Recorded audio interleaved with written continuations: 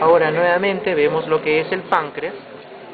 Aquí tenemos lo que corresponde a la cabeza del páncreas, ¿ven? Esta estructura que yo veo acá es la prolongación que hace la cabeza del páncreas y que se localiza por detrás de la arteria y vena mesentérica superior. ¿Cómo se llama? Gancho del páncreas.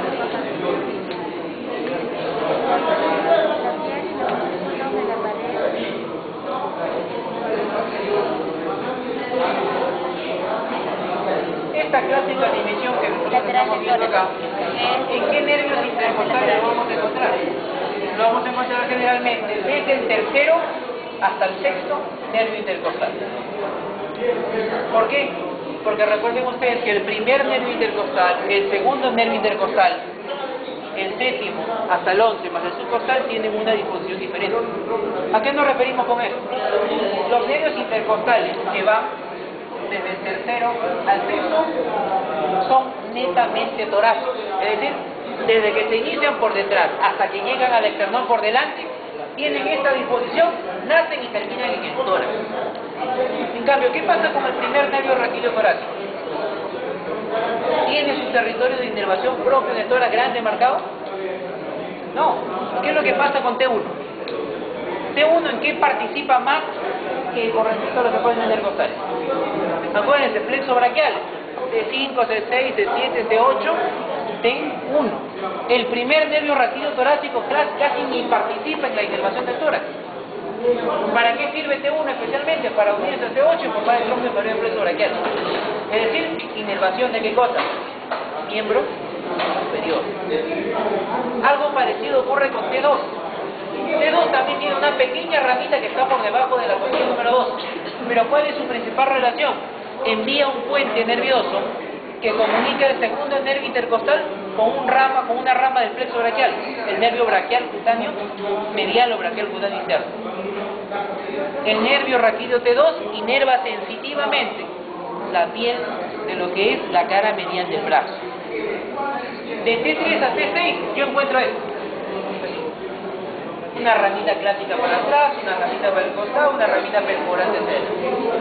¿Y qué pasa con los nervios raquídeos torácicos que están desde T7 hasta T9 y el subcostal?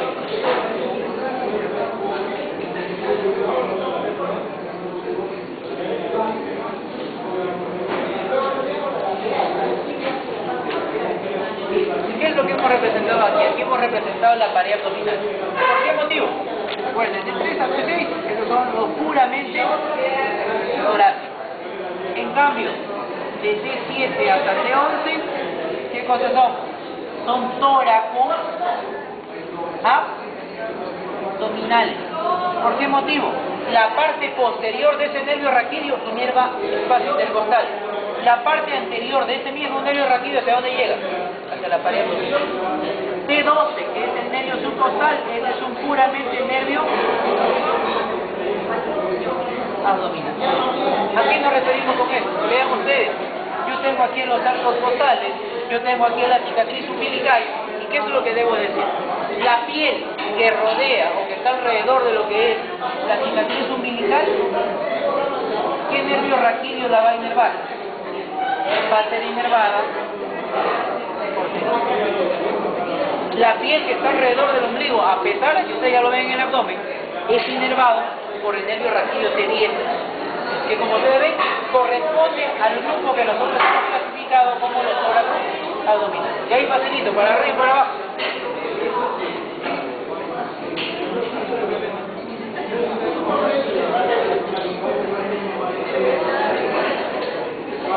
Para abajo, ¿cómo sería?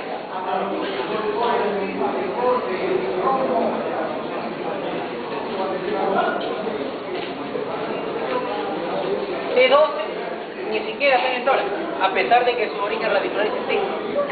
En el tórax no se encuentra. Es netamente nervio de tipo abdominal.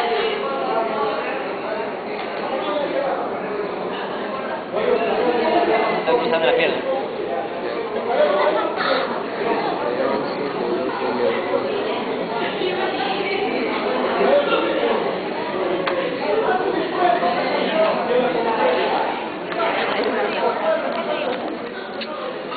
¿Qué buscas? Pero Melissa, ¿por qué no te gustan las fotos? No, hecho. El diafragma y glándula mamaria.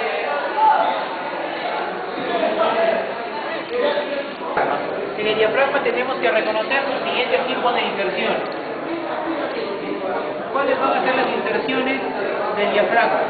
Se clasifican de la siguiente manera. Uno, externales. ¿Dónde van a estar? ¿Dónde van a estar las inserciones externales del diafragma? Que la voy a encontrar a nivel de la cara posterior de quién? Del tifoide.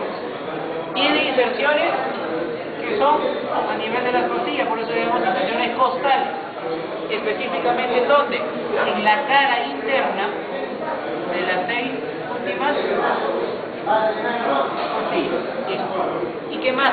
Tiene inserciones que se llaman las inserciones vertebrales.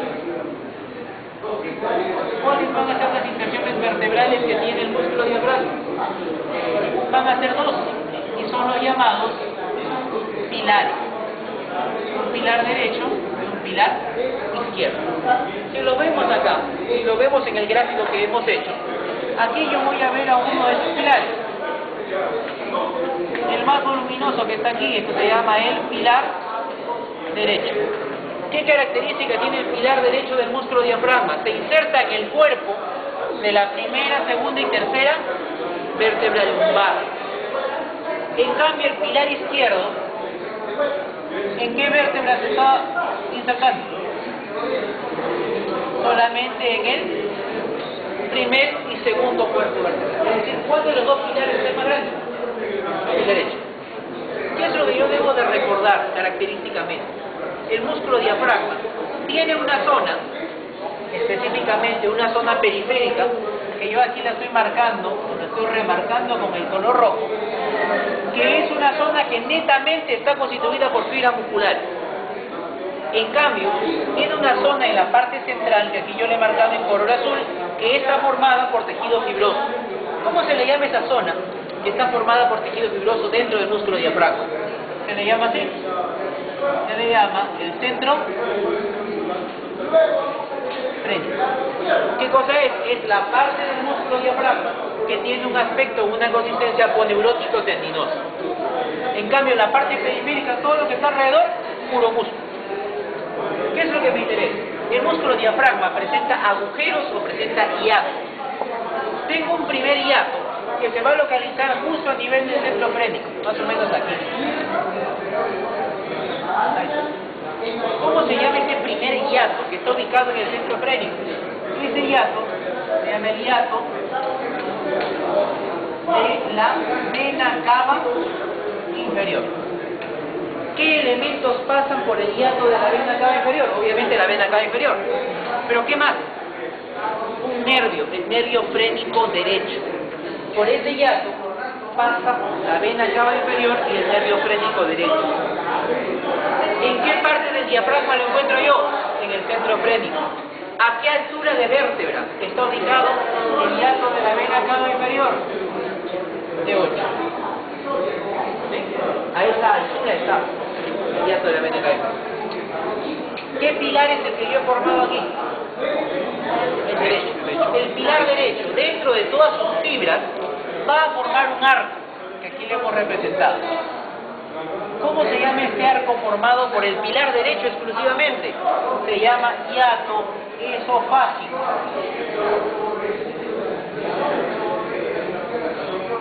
El hiato esofágico va a permitir el paso del esófago, pero acompañado de dos nervios. ¿Cómo se llaman esos nervios? Son los nervios vagos. Claro que a este nivel